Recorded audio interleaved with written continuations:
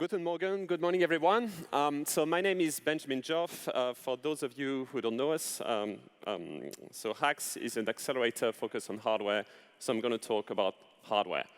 We've heard everything about software, but the world is mostly tangible still, so let's talk about it. So this is us. To give a few numbers about who we are and what we do, we started about 3 years ago. We invested in 65 startups, going to 80 this year. We've run 7 programs of about 100 days, and our program takes startups from around the world to Shenzhen, China, so that they can build from prototype to product and launch that. We're about 300 in our network, founders and mentors, all focused on hardware. So it's a very powerful network now. Many of them come from pretty famous places, Stanford, Berkeley, MIT, Apple, if you consider that an academy. And we also have self-taught creators as part of our funding teams. More numbers. So the categories we focus on, about 6 at the moment. So robotics, health tech, manufacturing, smart home, interfaces, and sensors. There's lots happening. New categories are emerging. A year ago, we were doing very few robotics and health tech. Now we're doing a lot of it. 60% of our teams come from US and Canada, 40% from Asia and Europe, about half and half. 2/3 of our teams are focused on B2C, and most of them we actually take through Kickstarter. We've run 35 campaigns. You can see here a list of campaigns we run. And as you can see, some went over $1 million. If you want to see the list, you can go to the dedicated page. We're the most active investor focused on crowdfunding, mostly because we prepare the startups to crowdfund, not because we invest after. A few more numbers. Every year, we see about 1,000 pitches. So that's a lot of hardware startups to see. We select 30, so the acceptance rate is pretty low. We invest up to $100,000 through the Accelerator program, and we have matching funds to take them beyond. With the only full-stack accelerator, we take really the startups from the early prototype through launch, making in the factories, and then selling. We started a new program in San Francisco focusing on distribution and sales. We found that many technical teams are actually quite weak at that, even when they successfully crowdfund. A few more things about myself. So I've spent the past 15 years in Asia, mostly Japan and China, but a few other places as well. I worked in 5 different industries, ranging from telecom to today hardware. I'm an angel investor. I've done lots of keynotes in the past 12 months, and actually traveled quite a bit too, not on Lufthansa, sadly. Actually, I was invited to this event because Marco came across this presentation we launched about 3 months ago. And the idea was that there was lots of talk about hardware, but no centralized sources. So we published this report, about 200 pages. The inspiration was Mary Meeker, who just published a new version of a report. We covered over 200 startups. We have over 100,000 views. And I could take you through the slides, but I don't think that would be a good use of your time, so I'll just show you a bit of what it's about. You can find it on SlideShare. It covers many things, ranging from VR, AR, desktop robotics, industrial robotics, home robotics, service robotics, wearables, sports tech, health tech, pet tech, and even robots for pets.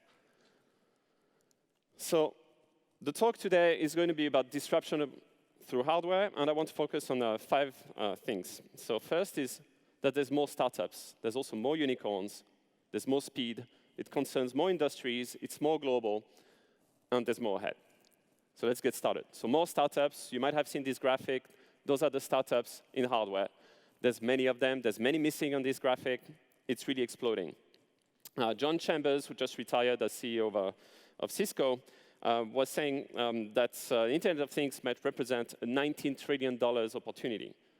So of course, investment in software is more familiar, but look at the opportunity in hardware. 75 billion things connected. I guess everyone's connected here with at least 2 or 3 devices. But think about the things. Connecting has become easier, from Wi-Fi to Bluetooth, smartphone connection, cloud infrastructure. Sensors have become extremely cheap thanks to the commoditization through smartphones. Today, in your average iPhone 6, you have 11 sensors, ranging from, of course, a camera and a microphone, but also things like a proximity sensor, and even fingerprint recognition. Prototyping has become a lot easier with platforms like Arduino, Raspberry Pi, Particle for connectivity. You can work on form factors with 3D printing, and there's a larger and larger community of makers with more and more, like thousands of maker spaces that have appeared worldwide. Launching and financing has become easier also for hardware, thanks to crowdfunding platforms like Kickstarter, Indiegogo. All these very familiar to you. But the challenge for many of those startups, challenge number one, is that there's no lead for seed. You kickstart or you prepare a prototype, nobody wants in the investment industry to lead for seed because it's work and it's unproven.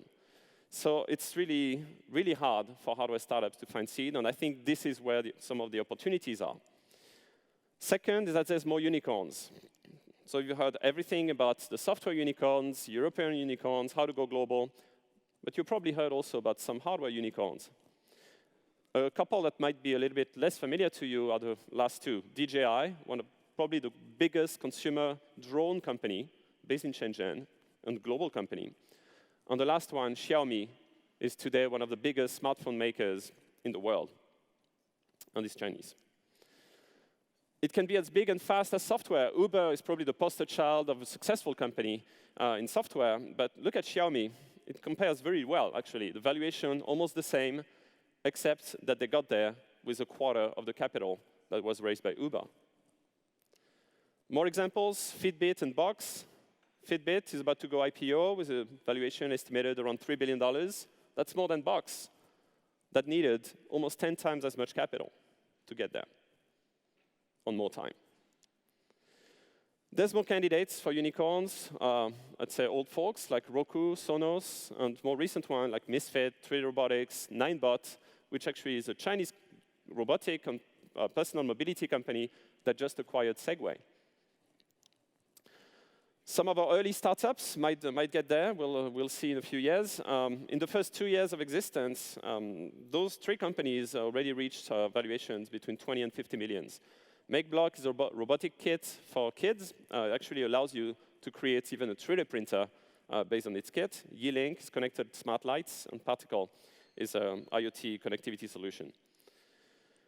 Challenge number 2 for startups is funding before profit for hardware. Apparently, there's no problem funding software before profit.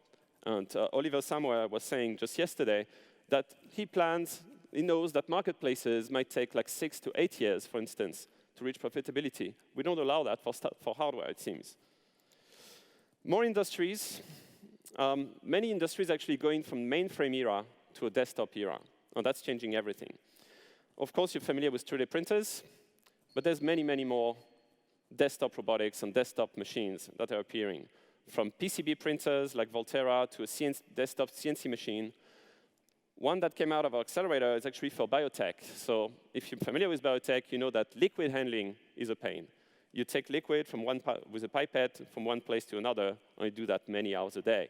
If you want a machine for that, it's going to cost you tens or hundreds of thousands of dollars. So the OpenTrons is actually an open source machine for less than $5,000 to do liquid handling on your desktop. Another one really interesting that just came out called the Electrolume. This is really groundbreaking, and it might change everything in the fashion and garment industry. Why? Because it actually prints garments. It takes a liquid polymer, applies a lot more volts than healthy, and then it prints fabric. You can actually print T-shirts, skirts. Still a bit rough, but soon. It's on Kickstarter. If you want to buy one of those machines and make history, you can get one now. There's also a lot with mobile health and sensors, leveraging things like biofeedback, neuroplasticity, which means that your brain adapts to the new information it receives and rewires itself. Some of the companies that came out of Accelerator, for instance, this one called FitMe, is focused on a smart insole with about 100 pressure sensors that can map the pressure in your feet. Great to know how you walk, how you stand, how you run. And it's very useful also as a medical device for people with diabetics who lose sensation in their feet, and that can lead to sores and amputations. Another one is allowing blood testing at home. Are we going to be addicted to blood testing? Could be. The challenge number 3 for all those startups is actually how they partner with you guys, in some cases, is how to work with much larger companies, how to work with industry. Insurance, for instance. John Chambers, again, in his graduation speech, said that when Cisco moved from selling boxes to outcomes, and that you either change and disrupt or you get left behind. And the audience of customers he was addressing, he told them that 40% of businesses in that room might be irrelevant in 10 years. So there's a need to pay attention here. There's also more speed. Of course, you know that something that was novelty just maybe 2 or 3 years ago, like smartwatches, smart bands, today are commoditized. Very hard to differentiate. Just the Apple Watch seems to be standing. But it's not the only products. 3D printers and drones are also commodities today. Chris Anderson, the CEO of 3D Robotics, that just raised about $100 million for his drone company, said that before, when he started, you had years. You had maybe 6 years to figure it out.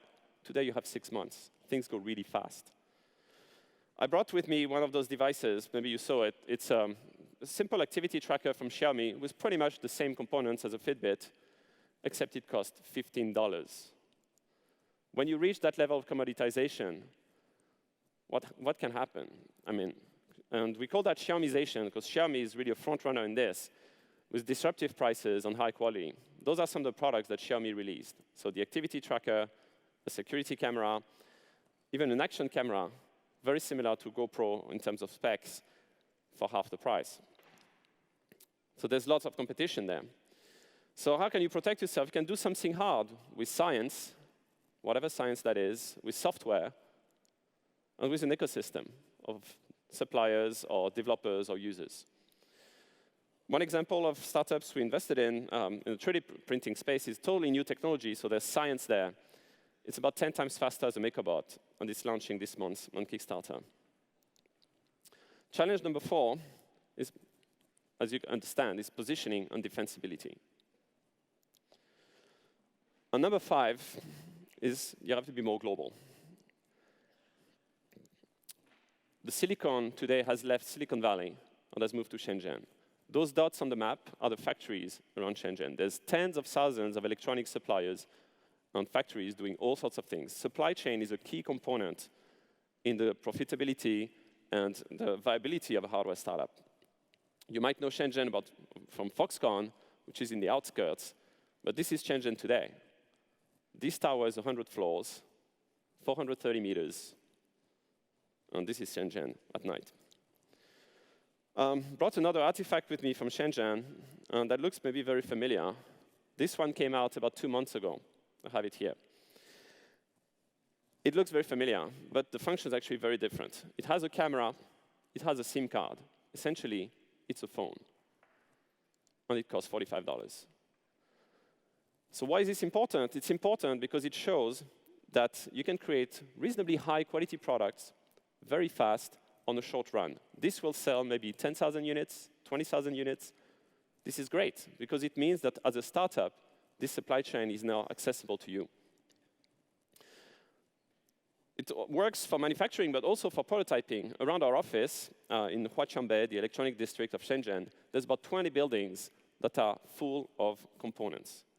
There's one dedicated to just LEDs. This is a typical building on the right. Each of those little shops sell components.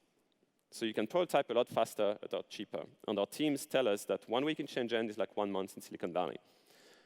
Chris Anderson was a big proponent of Mexico, has now shifted to be a proponent of Shenzhen. So Shenzhen is great for prototyping, and Silicon Valley is great for market access on the ecosystem for startups. So try to get the best of both worlds. That's what we do in our program, starting in Shenzhen, ending in Silicon Valley. Even the director of MIT Media Lab, Joe Ito, said that you're more likely to be successful connecting with Shenzhen. So you need to leverage the best resources. You, Shenzhen, Silicon Valley, for all this. So challenge number 5 is thinking global from day one. So we covered startups, unicorns, speed, industries, global, but what's more ahead? More ahead is an explosion. We have connected, we have smart things, but those are like simple organisms, very basic. The future, is it jetpack? Is it this type of things that you see in science fiction? Probably not. It's going to be intelligent and autonomous things with computers in them and apps running on things. Things like the Nest thermostat or Welcome correspond to that vision, but they're too expensive. There's too few of them. But this might change. This company that started as a camera company realized they couldn't make a very smart, hackable camera. They decided, after a very modest Kickstarter, to launch a new product, a computer for $9. The Kickstarter just ended. They gathered 40,000 backers and $2 million. It does everything you need for most connected devices, and it allows autonomy. So we're really about to face a Cambrian moment, a Cambrian explosion of new devices that are smart, connected, run apps, autonomous. Your toaster could do all this, could have all those sensors, all this connectivity, recognize you, tape things, time things. And what will matter in the future is a mix of software, creativity, and wisdom. So that this baby who's trying to swipe the pages as if it was an iPad will find it the new normal to actually have connected, smart, and autonomous things. What Apple type of company it will create is really up to us. We'll see what shape it has. And thank you very much. Dankeschön.